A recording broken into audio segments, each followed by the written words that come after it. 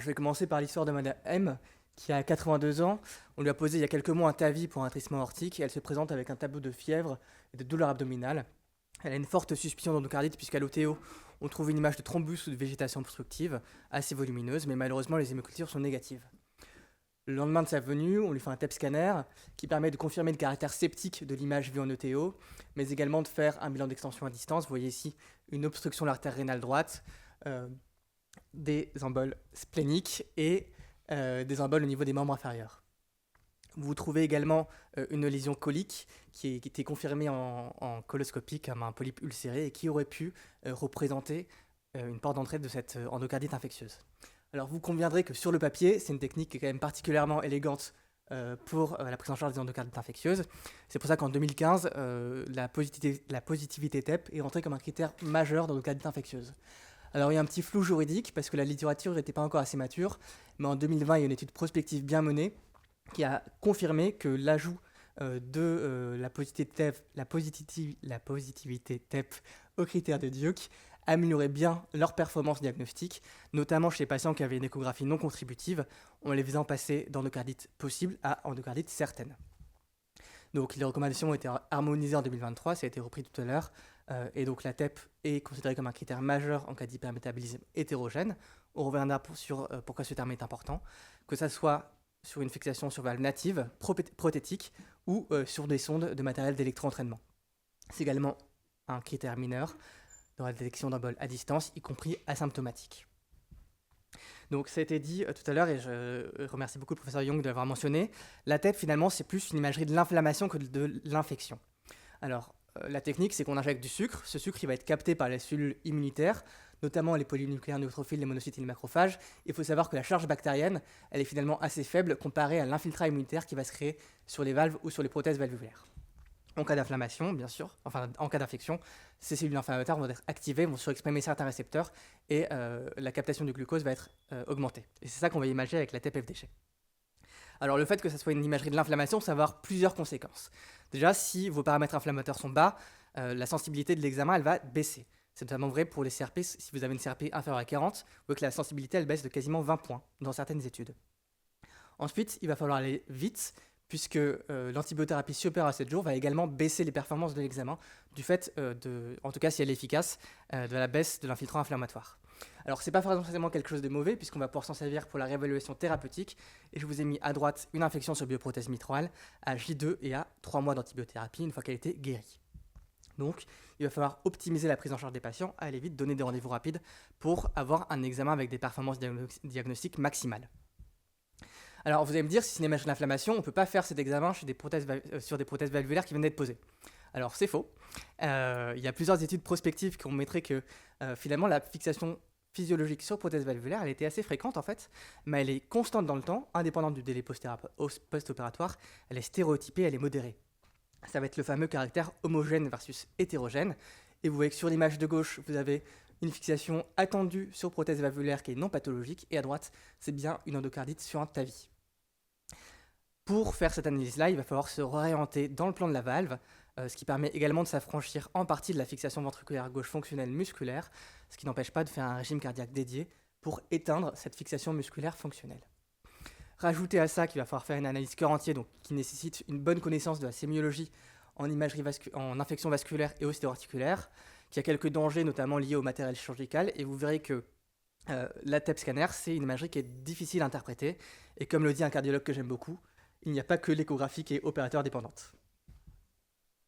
Autre impact de l'inflammation, c'est que ça va avoir un effet pronostic de la TEP-FDG, notamment dans cette étude, dans la sous-groupe des valves prothétiques, les patients qui avaient une TEP positive étaient plus à risque d'avoir un critère composite, en gros plus à risque de décès, de rechute et de réhospitalisation. Donc finalement, on n'a pas une sensibilité qui est parfaite, mais a priori, on voit bien les endocardites graves avec cette technique. Qu'est-ce que ça donne en termes d'impact? Alors il y a une étude certains d'entre vous ont certainement participé à cette étude dans la salle.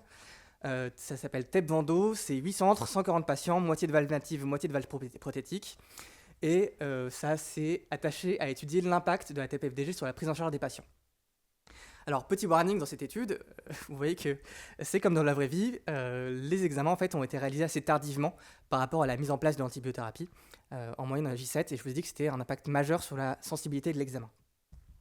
Alors, il y a un tableau à droite que je vous ai gentiment résumé en bas. Globalement, on retrouve les bonnes sensibilités de la TEP-FDG sur les endocardites sur valve prothétique, une sensibilité qui est catastrophique sur valve native. Pourquoi ? Parce que ça a été dit tout à l'heure également, c'est plus souvent des petites végétations de 5 mm qui sont mobiles et on va avoir du mal à imaginer ça, en tout cas sur les anciennes générations de TEP scanner. Et puis sur les études anatomopathologiques, il y a plus de fibrose et la TEP-FDG est assez aveugle à la fibrose. Mais même si on est mauvais sur les valves natives en tout cas, on va dans 50% des cas pouvoir détecter des complications à distance, y compris dans le cerveau même si on est moins bon. Et quelle que soit l'indication, la TEP va avoir une valeur ajoutée dans 40% des cas, que ça soit sur la modification des critères de Duke, sur des modifications thérapeutiques, par exemple avancer, retarder une chirurgie, mettre des antibiotiques à diffusion osseuse si vous diagnostiquez une spondylolisite, ou dans plus de 20% des cas, identifier une porte d'entrée possible qui va pouvoir guider les examens complémentaires pour la traiter. Donc les recommandations 2023 qui ont été mentionnées tout à l'heure s'appuient sur les forces de la TEP-FDG, c'est-à-dire elle est recommandée dans les prothèses valvulaires pour les diagnostics positifs d'endocardite. Elle peut être utilisée pour les endocardites sur matériel, parce qu'on a des bonnes performances qui sont essentiellement drivées par la détection des infections sur la loge de pacemaker. Elle est recommandée également chez les patients qui sont symptomatiques pour la détection d'atteinte à distance, et elle peut être utilisée pour les patients asymptomatiques. Il y a également d'autres cas où la TEP-FDG peut être utile, même si les données de la littérature sont peut-être un peu plus parcellaires. Je vais vous parler des endocardites non bactériennes, il y aura un topo là-dessus tout à l'heure. Là, je vous ai présenté un cas d'endocardite marastique. Vous voyez que c'est un patient qui a un cancer du poumon métastatique. Mais la TEP-FDG peut être également pour dépister des pathologies inflammatoires qui peuvent donner des endocardites non bactériennes. Ça va être également utile pour le suivi des infections chroniques et graves chez des patients qui ont été multi-opérés, qui sont récusés à la chirurgie. Je vous ai mis à droite de la diapositive un petit cas d'une médiastinite à trichospon qui avait diffusé sur le tube aortique, qui avait été très délicate à diagnostiquer, mais qui a été vue en TEP-FDG. Et on avait pu faire le suivi de cette patiente sous traitement. Et vous voyez qu'entre mai 2024 et août 2024, vous avez une réduction de l'inflammation au contact du matériel qui montre que le traitement est plutôt efficace. Et puis, un autre type de matériel qui sont les pompes d'assistance ventriculaire qui sont de plus en plus posées, où l'imagerie scanner et l'échographie sont véritablement limitées en termes d'impact diagnostique. Et il y a des méta-analyses qui montrent que la TEP a des performances stratosphériques. Alors, je veux vraiment mettre un petit coup de frein là-dessus parce qu'actuellement, on manque de critères d'interprétation pour ces matériels d'assistance ventriculaire. Et au quotidien, c'est vrai que c'est assez délicat de savoir s'ils sont vraiment infectés ou pas. Alors, peut-être que ceci dit, l'enjeu dans ces matériels, dans ces dispositifs, c'est pas tellement de faire un diagnostic positif d'infection, mais plus d'évaluer l'étendue de l'infection, puisqu'il y a des études prospectives qui ont montré que les patients qui avaient une infection profonde en TEP-FDG, donc à la fois du driveline et des composants centraux, avaient une moins bonne survie que les patients qui avaient une infection en TEP-FDG, uniquement des composants externes. Bon, j'ai quelques secondes pour vous parler des quelques perspectives. Alors la première, c'est qu'actuellement, en France, sont installées des nouvelles générations de TEP scanners qu'on dit ultra haute sensibilité, qui vont nous permettre de faire des images TEP synchronisées à l'électrocardiogramme, ce qui va améliorer nos performances pour les images mobiles, peut-être pour les valves natives, qui sait. Et puis avec des champs de vue extrêmement larges, avec une multiplication par 5 du champ de vue, ce qui va permettre de faire des TEP scanners cœur entier en moins de 5 minutes, versus 15 minutes actuellement. Et puis, une autre piste pour améliorer les performances de l'imagerie, ça va être de combiner la TEP-FDG et le scanner injectant en iode synchronisé à l'électrocardiogramme pour peut-être avoir un effet synergique sur les forces de la TEP-FDG qui sont essentiellement l'évaluation de l'activité et puis les forces du scanner cardiaque qui sont plutôt la précision anatomique et l'importance dans le bilan préopératoire. Malheureusement, pour faire ça, il faut des scanners de très haute résolution, 256 barrettes avec une très haute résolution temporelle. Et actuellement, les TEP scanners injectés en France ont des scanners de bonne qualité, mais qui ne sont pas de cette résolution-là. Donc, j'espère vous avoir convaincu que la TEP-FDG avait des bonnes performances dans les endocardites sur prothèse et matériel, qu'elle a un impact sur la prise en charge, quelle que soit l'indication, que dans certaines situations cliniques difficiles, ça va être un véritable problème solver. Elle a quelques désavantages. Il va falloir organiser des circuits de rendez-vous rapides pour être dans l'efficacité maximale pour l'interprétation. Et puis, il faut une certaine expertise pour ces images qui sont difficiles à lire et à interpréter. Ce sera intéressant dans les années et les mois qui viennent de voir l'impact des évolutions technologiques sur le diagnostic, sur les performances diagnostiques de la technique. Et puis, bien sûr, pour l'utiliser au mieux, c'est un examen à intégrer dans une démarche multidisciplinaire. Et je suis très content que toutes les spécialités soient représentées ici ce soir. Merci beaucoup.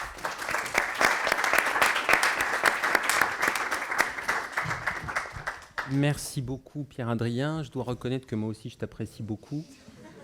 Et on est absolument ravis de t'avoir avec nous dans la team endocardite. Et vraiment, tu es une vraie plus-value et tu nous permets notamment d'améliorer la performance des diagnostics et des interprétations et d'autre part nous faciliter l'accès au TEP scanner. Est-ce qu'il y a des questions ? Je vais commencer peut-être par une première. Tu as parlé du timing et tu as souligné l'importance du timing.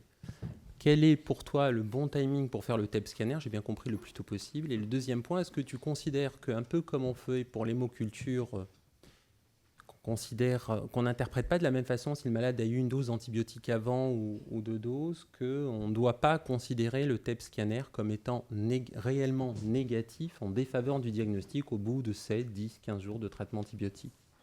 Alors, le bon timing, je pense que c'est important d'en parler en RCP. Et justement, dès qu'on a une forte suspicion d'endocardite et des examens qui sont non conclusifs, directement embrayer sur un TEP scanner pour se mettre dans les meilleures conditions possibles pour interpréter. C'est certain que même moi, quand j'interprète un TEP scanner, je tiens compte du délai d'antibiothérapie. Je vais être plus ou moins sensible. Et je pense que des fois, en RCP endocardite, je vous dis, on peut faire le TEP scanner, mais par contre, il faudra faire attention. S'il est négatif, ne mettez pas tous vos œufs dans le même panier.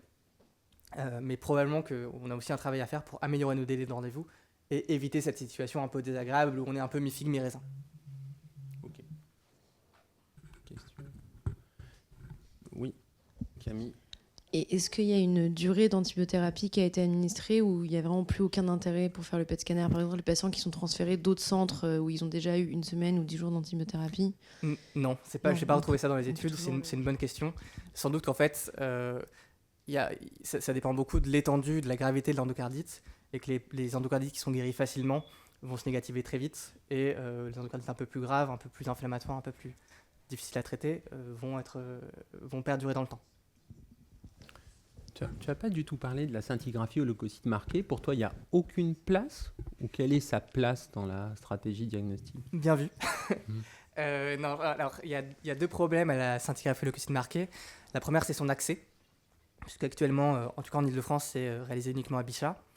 L'autre problème, c'est que c'est un examen qui est extrêmement lourd. Il faut le faire une imagerie à 4 heures et à 24 heures.